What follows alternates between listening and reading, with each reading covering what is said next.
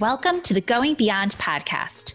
I'm Randy Zinn. I'm an entrepreneur, wellness expert, author, and the founder of the Going Beyond movement.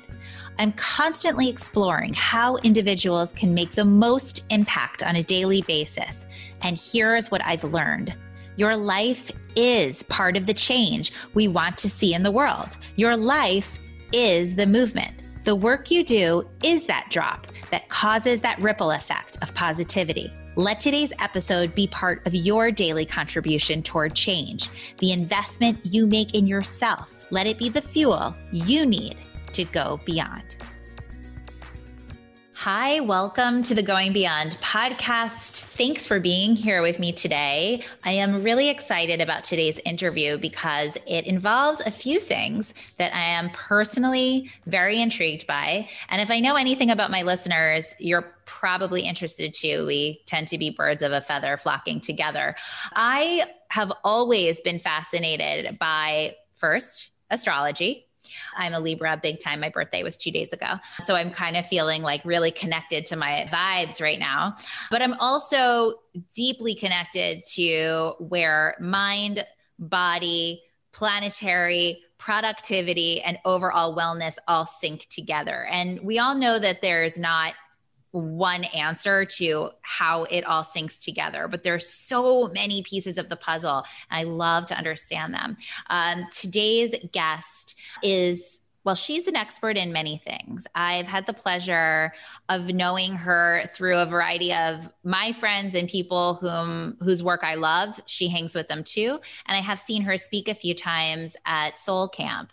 You guys know I am a Soul Camp lover. I'm a lover of the founders. I've had them here on the podcast. So I'm here today with Jenn Racioppi. Jenn is an astrologer and a coach. She's literally devoted her life to helping women make bold moves in the directions of their dreams. Her tips on achieving health and happiness have been featured in many a media outlet. And she is actually the resident astrologer for my friend Kate Northrup's membership site, Origin. She's a trained integrative at Duke Integrative Medicine. She works with the Whole Being Institute. She works with positive psychology. She has taught at Kripalu. You guys, she's done a lot of things. It's one of those bios where you're like, let's just talk to this woman. So we're going to. I welcome you, Jenn, to the show today. Hello. Thank you so much for having me. And I will just say, I'm no longer the resident astrologer for Kate Northrup's Origin. Oh. Yeah. We made that change about a year ago. I've been writing a book, so I just had to kind of scale back. Oh yeah, no, I'm glad you clarified that. You're writing a book. I want to talk more about that because I also love to talk about writing books.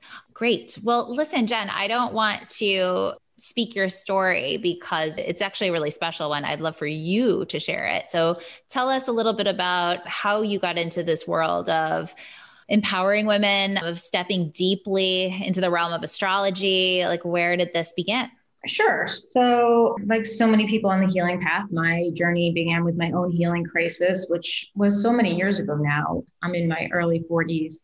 And when I was in my mid to late teens, I was having some horrific period problems. Actually, I wouldn't even say my mid to late teens. I got my first period, I think when I was like 11, so super young. And it just was never, I want to say healthy, but I think health is relative. It was always problematic. And I spent most of my middle school and high school years trying to figure out what the heck was going on, which meant I went to a lot of doctors and got a lot of opinions. And I was just told I was a normal teenager with normal hormonal imbalances. And I was given a myriad of prescriptions, mostly treated with the pill and also antidepressants. And no matter what I did, it still just wasn't quite right, like horrific menstrual dysfunction. And it wasn't until I had just graduated high school, it was about maybe 6 weeks after my 18th birthday, that I had a tumor rupture the size of a bowling ball inside of an ovary and was rushed to the hospital and was diagnosed with cancer, ovarian cancer. And then that cancer diagnosis was actually rescinded and I was re-diagnosed with endometrial cancer. So by the time I had turned 19, or I was actually right after I turned 19, I was treated with a radical hysterectomy. I had had my left ovary removed in 1997. And then my right ovary, my remaining fallopian tube, uterus, cervix removed in 1998 to treat a really aggressive cancer. And after that, my body, well, everyone was like, you're cancer free, you should be happy. And it was like, my body was like, I don't even know what to do with this. And yeah, I had some extreme depression and anxiety. And really, it took me some time to understand that I had post-traumatic stress and parachute launch into menopause. So there were more problems caused by the cure than there were solutions. I mean, beating cancer is no small thing. So I'm always grateful that I've been cancer-free for 20 some odd years. But the 20 some odd years since I've was launched into menopause as a teenager have had their own challenges, if you will. And one of which was I obviously completely lost a cycle that I never really was able to enjoy. And also, yet it was a huge part in how I functioned, even with its dysfunction. So I might have been like 1999. By that point, I was like, this whatever allopathic Western medicine is telling me is not necessarily getting to the root of what I need. And so I left. It was the 90s, and there was no real true internet at that time, not like there is today, certainly no podcasts or online magazines or blogs. And at that time, to really find alternative medicine, you actually had to go and literally find alternative medicine. So I moved to California and started just exploring everything alternative that I possibly could to understand why I was so damn depressed, essentially. And it was 2001. So I met a tarot reader in Lake Tahoe who was able to really contextualize some things for me around how I was relating to my body and how I was relating to my illness, as well as some things I could do to advance my life. And one of which was starting to work with the moon's phases. So this was a woman which I don't think is on the planet anymore. I think she passed away. But she had sacred lunar rituals passed down from generation to generation in her family from, I believe she was Irish. And so she took me in as a mentee and as a student and started to teach me how to live my life in sync with the phases of the moon. And shortly thereafter, I started studying Ayurveda and incorporating some Vedic astrology very prescriptively, along with yoga therapy and Ayurvedic nutrition into my life that also centered the moon. And that really advanced my healing more than anything else. It was the combination of Ayurveda, yoga therapy, Vedic astrology, and moon studies, along with the ritual, that started to give me a place to mobilize my agency in all this. And then, of course, I accompanied that with somatic experiencing psychotherapy, which is a sort of psychotherapy. I don't think it always has to be done in psychotherapy. I think it can be done as a standalone. I happen to work with a psychotherapist who brought it in, and we did a lot of trauma healing, like some physiological releasing of the trauma. And it really changed my life. This combination of sort of East meets West, body-centered somatic therapy that was able to contextualize where I had been in a family systems perspective, as well as where I was in my own personal psychological journey, and then bringing in the wisdom of the moon and seasons and just strategic nutrition.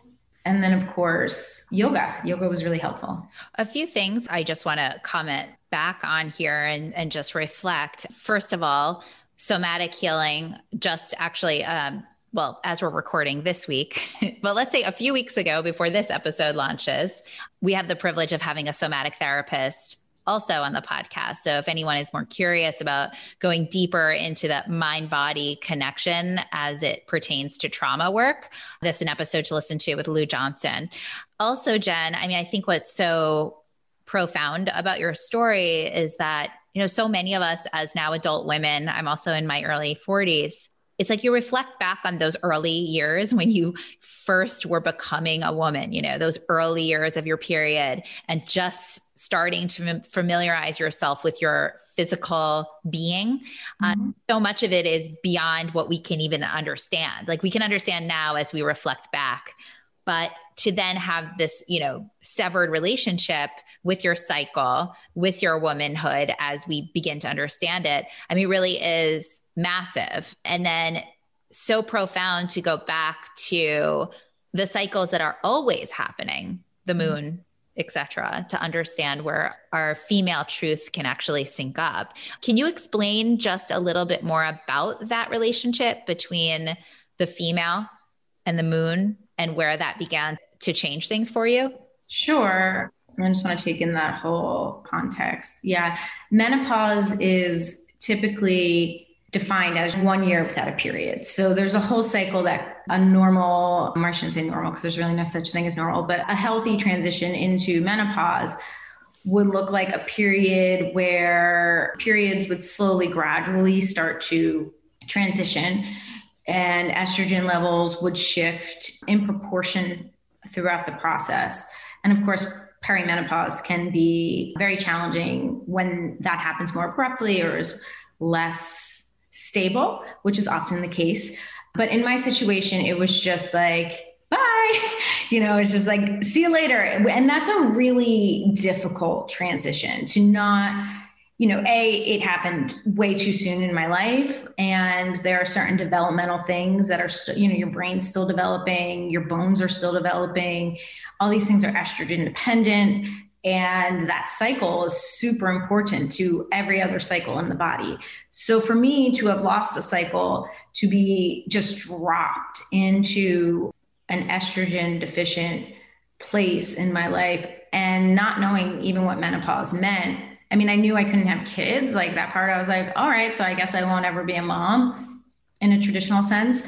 But no one explained to me even like what the biological ramifications were of not having a uterus or ovaries. And they're both physiological. Like there are certain things that the uterus does inside the female body around holding space, right? Like it holds the abdomen up, it rests in the pelvic floor in a certain way. And so when you take it out, there's prolapse, or there's basically a collapse inside the abdomen.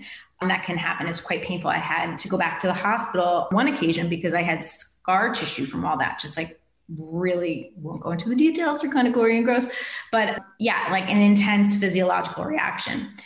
But the psychospiritual and the biological correspondences with rhythmicity is such that a healthy, robust reproductive cycle that's not pregnant, right? So as someone who's not pregnant and or postpartum, it looks like this same thing every month where there's a waxing and a waning. There's a follicular and a luteal phase. So the follicular phase is between the first day of the period and ovulation. And then the luteal phase is after you don't get pregnant. And there's a waning cycle that prepares for the shedding and the release of the uterine walls, AKA the period. And that natural waxing and waning, rising and falling is as synonymous with being a woman or someone born and assigned gender female at birth as, say, your inhale and your exhale. It's just this process of rising and falling, of being really generative and then releasing. And like I said, I never really had a stable period. My period was always really unstable. And when it was stable, it was highly medicated. So it wasn't like I came from this place of being like, I'm so in tune with my body and my period. First of all, I was 18. So I don't know many 18-year-olds who don't understand, like, if you eat a bag of cotton candy, you're probably not going to feel great. Like, I didn't even have like that connection yet. Like I was just still like, whatever. I was a child. And so I certainly wasn't tuned into the nuances of my cycle. I knew that my period was painful and that was about it. And often lasted way too long. But I did go through this period afterwards that just felt incredibly flat. Like, for example, I live near the ocean. I grew up on the East Coast by the ocean, and then I moved to the West Coast and lived like 2 blocks from the Pacific. And throughout the course of my life, I'd always go to the ocean to feel better. Like, I would just go to the ocean and like zone out, meditate, swim, roam free. I don't know. I just knew whenever I went, I felt better. And I didn't understand why, like, I wasn't connecting. Why wasn't I connecting to the ocean? Or like, why weren't these things that I've done my whole life that no matter what sort of state or mood or situation I was in, always made me feel better? Like, what was that all about? There was just this level of feeling flat. Like I felt super flat, super deflated, unable to connect to joy in a real way, but more or less be impacted by the rhythms of nature in any way, shape, or form. And ironically, I moved to San Diego where there was very slight seasonal shifts. So I thought it was slight seasonal shifts. I'm like, oh, maybe it's just because it's not raining or I'm not getting that true sense of winter. And sure, it's dark at 5, but like I'm used to hibernating in winter. I'm an East Coast, a Northeast gal. And yeah, so I thought, it was seasonal. And so I moved to Lake Tahoe and I thought like, if the beach didn't do it, the mountains would. And Lake Tahoe was great. I had a wonderful time living there. I was a ski instructor and snowboarded my ass off. And that was really therapeutic and helpful. But still, I was missing this, like, I didn't even know what it was. It was like an inhale and an out and an exhale. It was like a rising and a falling. So when I discovered the moon has the same rhythm as the female menstrual cycle, I started, through the guidance of my mentors, working with that rhythm and paying attention to how I felt at the new moon, how I felt at the full moon.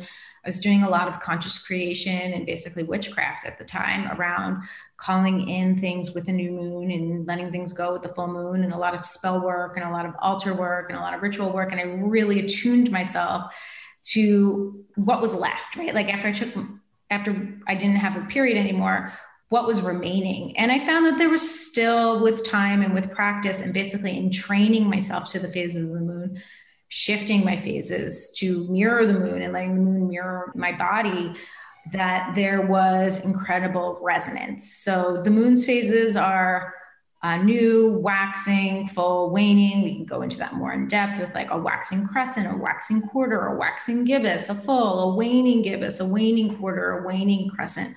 But basically it's the same as the period. There's a rise, which is the follicular, and the menstrual cycle, which is the waxing in the moon cycle. There's a culmination, which is, in the body when we would release an egg and ovulate, and the same as the energy of the full moon. And then there's a waning, which is the luteal phase, which is the shedding and the releasing back to the new, which is basically what would be the start of a period if they were totally phase synced. And that was like, whoa. And because I never even had that kind of clarity. I wasn't emotionally mature enough to know that. I think young girls today are even more body aware because perhaps their moms are, perhaps society's changed. But, I was born in the 70s in New Jersey, just wasn't part of my culture.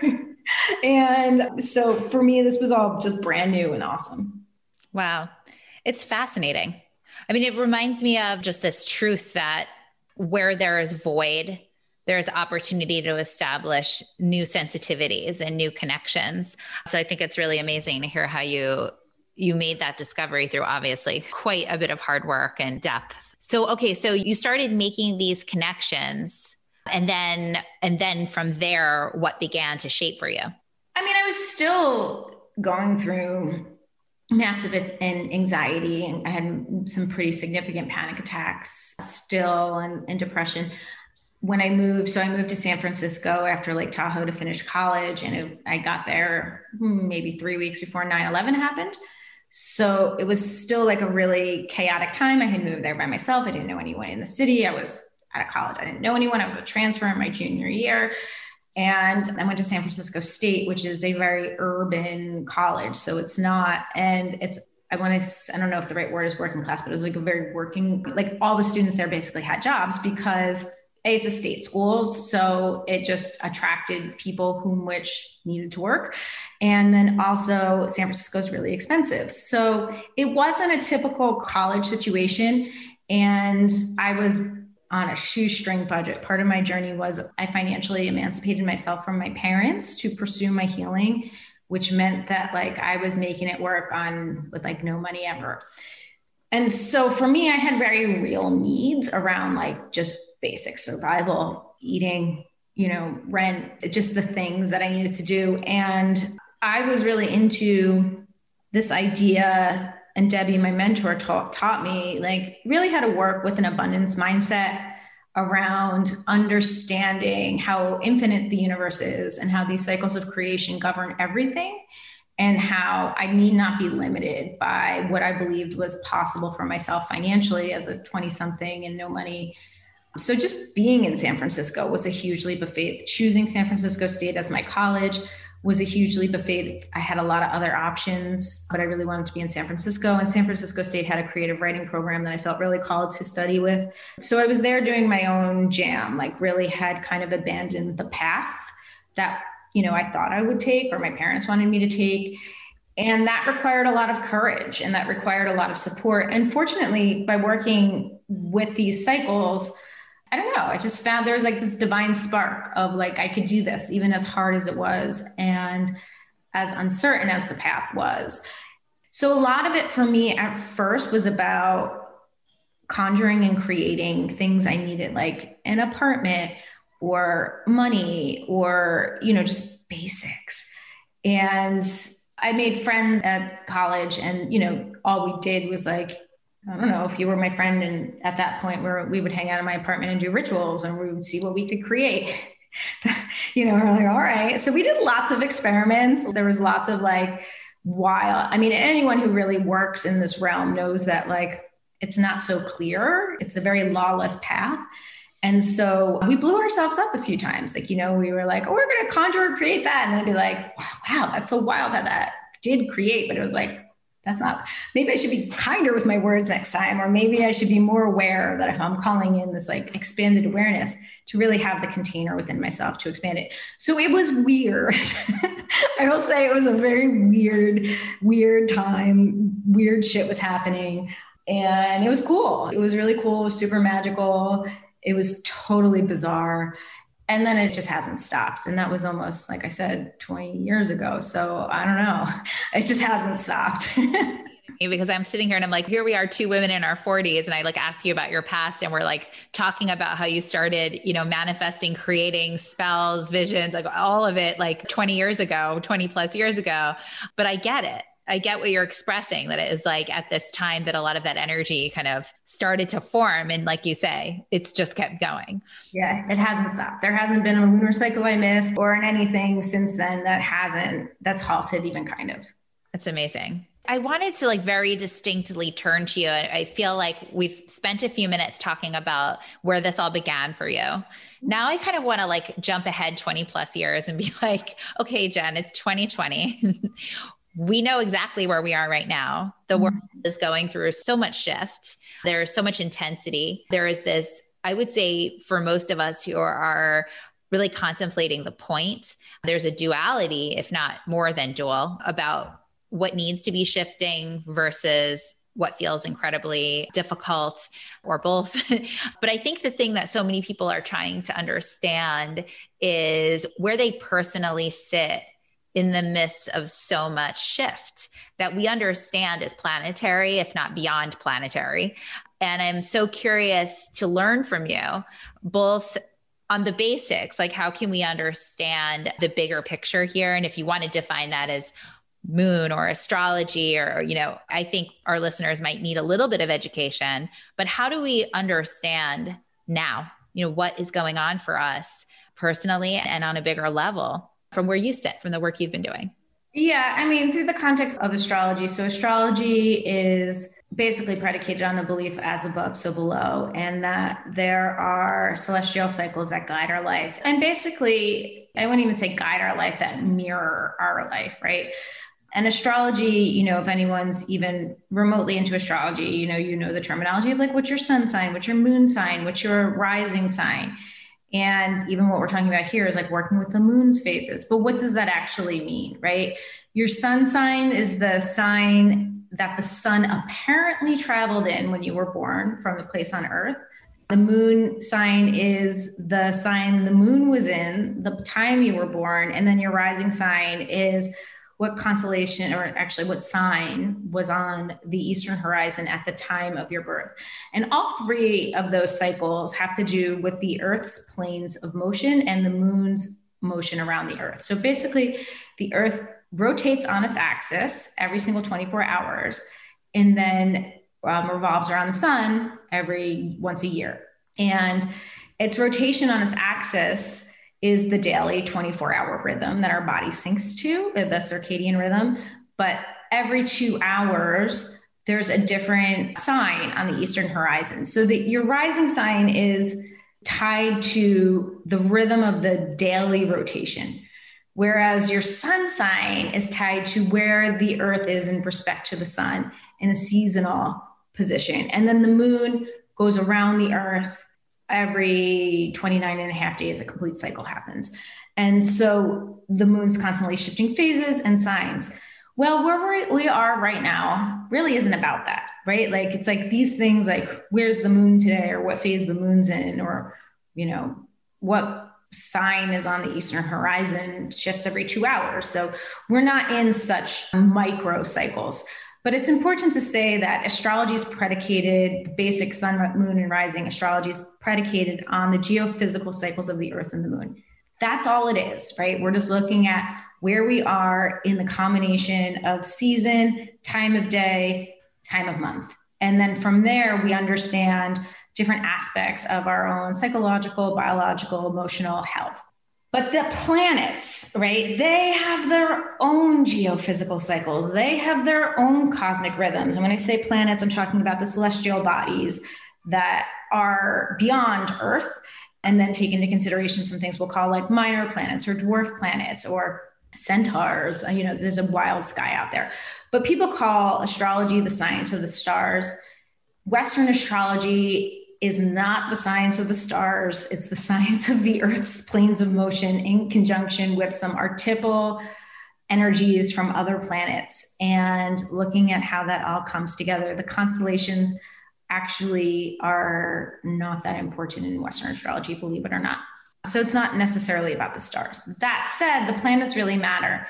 And 2020 is one of those years where we are at a huge turning point from a planetary perspective, not an Earth planetary perspective. Like the outer planets, the social consciousness planets, the transpersonal planets are all doing this really intense dance.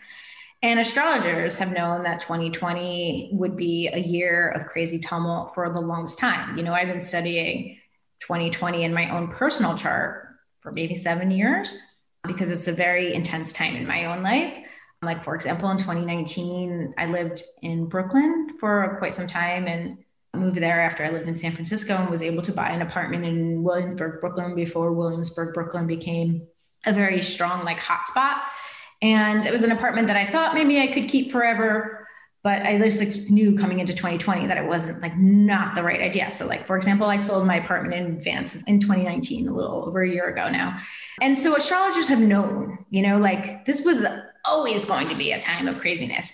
I personally had no idea that we'd be in a global shutdown due to a pandemic. I actually never heard anyone else say that idea. So I don't think anybody else had that idea that I knew of, though I'm sure some people thought it. I don't know. What do I say? But it wasn't a common thought. So astrology's never, we live life forward and we understand it backwards. But what astrology does is it gives us the weather report, right? So the forecast for this year was always going to be radical change and hardship. Coming into this year, I was there wasn't a client I told that I was everyone's going to be going through something this year. And so, that's also why my work has been so heavily based in concepts of resilience, because we are just not, as much as we want to say we are moving into the age of Aquarius, it's I don't even know what that means. But even technically from an astrological standpoint, that doesn't happen for a few more hundred years. So it's not something that we're personally going to experience, though people will debate that. That's debatable. Some people say we are in the age of Aquarius, or we're moving into it. And certainly this December, there's some things happening that elevates the Aquarian energy. I'm not going to get into what the turning of the ages means, but from my deduction, many other astrologers, it's really not happening now.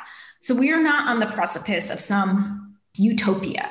And I think people confuse astrology with new age thinking or new age methodologies, because if you go to a new age bookstore, there's lots of astrology books, or we're not clear on what the definitions of these things mean. And new age is something that stems out of a neo-Christianity, which is if I do the right work and I get it right, I'm going to be better off. And because I'm better off, I'm going to have less problems, and I just got to do these things. And then we're all elevating, the people who do the work are elevating to this new age where problems don't exist. Like I'm highly overgeneralizing. So forgive me, and I hope I'm not offending anyone, but I just think it's really important to have strong terms of what these things mean. I agree. Astrology is not new age. Astrology's been around since before religion, most of them. I'm not a religious scholar, but most of them, it predates. And so there's nothing new about it. It's like old age. That's all I can say. It's like old age. And astrology is just honest. It's not, the astrologers, as much as they may, it's one of the hardest things sometimes being an astrologer is just being like, yeah, this is what it is. And like, you have to have tough skin. You can't be a people pleaser with this job, because you kind of just got to say it as it is. And it's not always pretty. And 2020 is just one of those years that's just not pretty.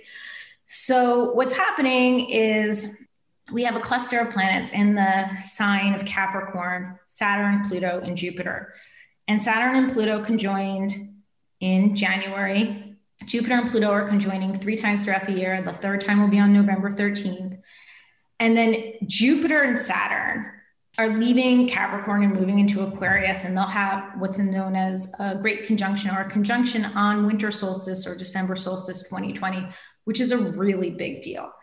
And this whole year is about moving from earth to air. So we're basically wrapping up a gigantic 800-year cycle. It can be broken down into 20 years, it can be broken down into 200 years, it can be looked at through the context of 800 years. That has to do with patriarchy, capitalism, and societal structures that have been put in place to advance some at the cost of many. Historically speaking, that's how society was set up. And we are complete. We're complete with that. Like the story is wrapping up on what that means. Now, does that mean that we are moving into an equalitarian, sustainable, way of living? Oh God, no, hell no. Like ideally, yes. Ideally, like that's the goal. But like the reality is that undoing near thousands of, a millennium of oppressive ways of relating to each other and the planet, that's not a non-off switch. So we're in this critical moment, we're shaking it out. And certainly something like COVID happened, like exploded, like the world shut down right at the time that Jupiter, Pluto, Saturn all conjoined in Capricorn. And then Mars came through and set it off. So it was like Mars can be like the lever of ignition. And it was like the flame just got lit and the whole thing blew up. So it's interesting because the planets totally mirrored that. And I think, COVID is catastrophic, and there's hard to say anything positive about COVID. And when we look at the astrology of COVID, if we look at the astrology of 2020, it mirrors the essence of radical transformation and rethinking how we show up in the world so that we individually and collectively can move in the direction of better, different, more just, more equitable, sustainable ways of being on the planet. Doesn't mean that that's going to happen. And it doesn't mean that it's easy, or it doesn't mean that the path there isn't full of challenge. So 2020 is one of those years where we're basically getting ripped out of the earth. Like our routines are getting changed. Our psychology needs to adjust. Our short-sighted thinking really needs to deepen, and our ability to be humbled has to happen. And so, yeah, I think I hope that explains it. Oh my gosh, Jenn, my mind is like blowing up. Like I'm so glad that you walked us through that, because I think I'm trying to imagine the planets doing these things that indicate or mirror, as you said, the word mirror, what's happening in our own, human experiences. It's really, really something to sort of meditate on. Where does the individual sit with this? So you just gave us kind of like this big picture of what the planets are doing, what's been happening on Earth from a societal, systemic level. What is each individual do with all of this and their own, momentum. With that question, I also would just want to say that I really agree with all of those needed adjustments from a big picture standpoint. And I think so many of us feel that. Like that's exactly what we're all feeling. Yes, we need to become more compassionate. Yes, we need to rethink how we've been operating human to humans, the systems that we work in. I think most of us agree that that's the conclusion of all of this struggle. Now, where it goes, yet to be seen. But where does the individual sit in all of this? Yeah, I mean, I just want to back up and just hit that point. We are in a time of radical transformation. We are in a time where we need radical transformation. And we're also in a time of wild misinformation and conspiracy theory. So, I just want to say that through my lens of astrology and the astrology I practice, it's really important to see the need for change, but also not to become the victim, right? Like a lot of the conspiracy theory that I'm hearing is like we're being controlled and like we need to wake up and like escape this paradigm of, a few controlling us and that there's this alternative way of being. And I don't find that helpful. So I just want to name that it's a yes and, right? Like we are in this radical transformation and there are definitely, like for lesser, better word, evils to overcome. But I don't think it's so simple as that there's some people behind some, Oz mask pulling all the levers and like it's us against the levers, right? I think that it is these patterns of oppression are in us. There's not someone else out there pulling the levers of this for us. They're inside of us. And going back to somatic therapy and the concept of epigenetics, so much has been passed down transgenerationally through our own DNA and our lived experiences of what it means to be a human in a body on this planet, plus the lived experiences of our ancestors being passed and translated into our own psyche and soma. So our healing now on an individual level is manifold because we're healing ourselves, we're healing our planets, but we've also inherited all of these systems in our own body and through the lens of the trauma of our ancestors that was never healed. I know it sounds weird, so stay with me, but we are basically a microcosm of the universe, right? Like if you boil down like what we are as humans, like we're basically burnt out stars. Like we could have that far out conversation, which is actually not that far out. It's just physics.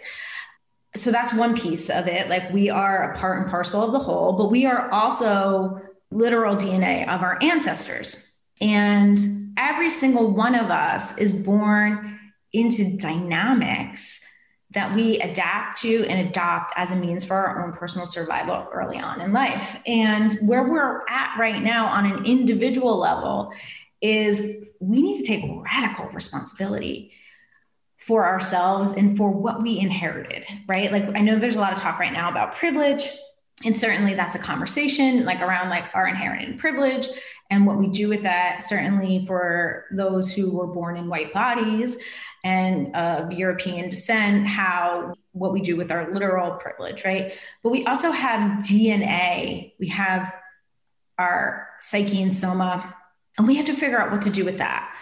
And it's not so simple as being like, well, if only we lived more sustainably, or if we had more solar energy, or, if we deconstructed capitalism, or I don't know, more like potluck dinners. I don't know. It's like, these are like to-dos, but the journey there isn't a to-do. It's not like something I can like between 12 and 2 on Thursday, I'm going to deconstruct systems of oppression that I've lived and died by. And so have my ancestors inside of my own psychology and how I go about getting my own needs met in the world and all the ways that I'm personally manipulative that I don't even realize, don't get that done Friday at noon. It's like, it's not that. It's like we are responsible for how we show up in the world, but how the world shows up is also just happening unconsciously in our own bodies. Right? I don't know if that makes sense. Does that make sense? To me, it makes sense. Okay. So our job is to go slow. We are in a pivotal, crazy ass moment, and all the things that we've done to feel better are basically changed, because there was 9 months ago where I'd go to the gym every day, or I'd go see a concert once or twice a month, or I'd, would go to a party. I have a book coming out in January. I'd have a book launch. There'd be things that I do that were just an immediate win. And those immediate wins don't exist anymore. Or I should say they've changed. The context of the immediate win has shifted. So our go-tos have totally altered. And simultaneously, the goalpost has shifted. For so many of us, the goalpost has shifted. Like things I cared about last year, I just frankly don't care about anymore. Things that I was aiming towards with all my being, just like, that's what I cared about? And that wasn't even that long ago, but I don't care about that anymore. So the goalpost shifted, our coping mechanisms need to evolve, and the work is getting way deeper for me and for a lot of my clients and for many of my friends. So I'm assuming for your listeners as well, because, we're all one in some weird way. Yes. What's most personal is most universal. And I think that that's going to take time. So yeah, everyone's super disoriented. We're in a time of chaos. Chaos, from a mythological sense, chaos was a goddess. And she existed before there was earth, before there was light, before there was love, before there was day, before there was night, there was chaos. And she's an ethereal goddess that bridges where we were and where we're going. And chaos, by definition, is a gateway. It's a threshold. It's liminality. It's the space between no longer and not yet. And that's where we are right now. We're in a period of chaos. But from chaos, night and day came. Love and light came, earth came, everything came from chaos. She was the start of the whole creation myth. And so we're in that moment now. And I think it's normal to cycle through hopelessness and hope, depression and excitement, because how we spend our days and the ways that our lives are run have shifted so dramatically. But what it really is this precious opportunity to meet ourselves as though for the first time and deeply deconstruct the habitual ways of being that are ours, but also have been inherited or reflective of a society we were brought up in and or trying to succeed in, and get really clear on what it is we want to be doing with this one precious life and how we want to be contributing and what we can personally do to be better, do better. And better is subjective, but for all of our own individual paths. That's amazing, Jenn. I have to be honest with you. I usually in interviews talk so much more, and I'm so enjoying just listening to you. And what you're saying is resonating so much for me. And I know is going to resonate to the people that are listening, because what you're doing by explaining this in such a way that it's both huge, but incredibly manageable. You're expressing that which we're all feeling in each moment of each day right now, which is that dynamic between chaos and that hopefulness, depression. And yet we all admit, most of us, that we have these moments that feel oddly ecstatic. There's some really interesting dichotomies. And I agree with you, though I think you could explain it from your angle in a way I never, or maybe not never, but I can't currently, how we are all a little bit of star. We're all, as you said before, we're all just pieces of burnt out stars, or however you beautifully said it. To me, that makes sense, because whatever is happening on the other side of the world, or whatever is happening on this planet, we're having an experience with. We are not disconnected. We are the dust. We are the stars. And so I think it gives me an incredible sense of groundedness to know that everything I feel moment to moment, day to day, is part of a bigger rotation that we're all in right now. I sense that, but it's beautiful to hear it spoken and anchored in so much knowing. And it's not going anywhere, right? 2021 is a much easier year. Is it? It's a much easier year because they're, just like these really intense transits, 2020. And then we move into the other intense transits, but not as cataclysmic as the ones we had this year. But it's not going anywhere, right? Like people keep asking me, like, when is it going to be over? I'm like, what's it? Like, are we talking about COVID? Are we talking about social uprising? Are we talking about redefining how people work and travel and relate to the planet? Are we talking about, I don't know what's it, like, what is it?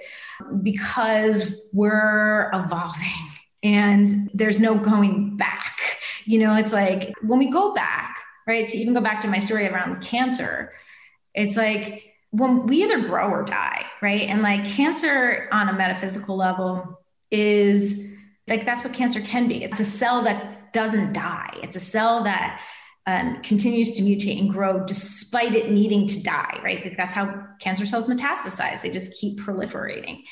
And there's beauty in death.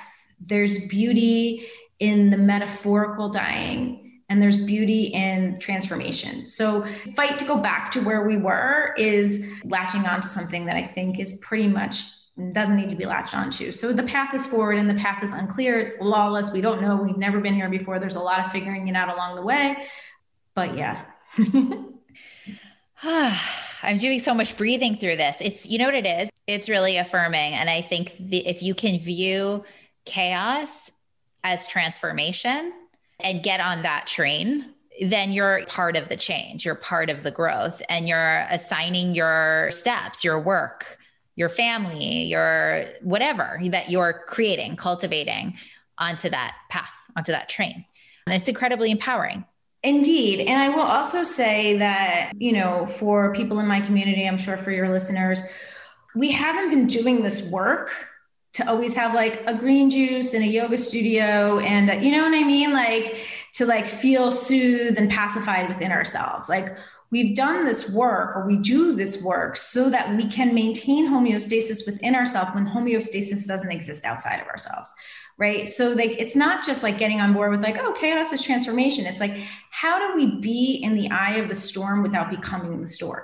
Like, how do we maintain equanimity within ourselves and the ability to be not in balance, right? Because nothing's in balance. Like we got to throw the word balance out, but anchored in ourselves despite the imbalances of the world around us. And I think that so long as we keep that as the goal, like how can I be in the eye of the storm without becoming the storm? How can I ride this out without being ridden out, right? Like how do I stay anchored in my truth within while being adaptive and evolving my truth? Because I don't know who I was yesterday isn't who I'm going to be tomorrow. So I have to be adaptive without losing a sense of groundedness. And I think that if I could leave your listeners with anything, it's just that, like, we've been practicing for so long, so many of us, and it's not to continuously be pacified. It's to be able to hold space within the chaos without becoming the chaos. Amen. I'm sure after this conversation, Jenn, folks are going to want to follow you, perhaps have the opportunity to connect with you, work with you. Tell us a little bit about what you're doing and where people can find you. Sure. So if you've enjoyed this conversation, you'll really enjoy my upcoming book. It comes out January 12th, 2021, and it's on sale right now, pre-sale. And the book is called Cosmic Health, and you can get it at cosmichealthbook.com. And I just think that is the best way to deepen this conversation, is to go learn more about astrology, to learn more about my personal approach to astrology, which is taking science of resilience and mythology and archetypal astrology and the geophysical cycles of the earth and the moon, and putting it into one really easy to understand, cohesive body of work. That's what that book is. So I highly recommend the book. And then otherwise, I do astrology readings and coaching and teach classes, and follow me on Instagram. Those sorts of things. I love it. I'm going for that book, and we will add the link in the show notes, so all of you can get on the Jenn train here. Jenn, I'm super grateful. I feel really grounded by this conversation, and I'm sure that my listeners do too. So I wish you well. And one thing is for sure, the world needs work like this right now. So thank you.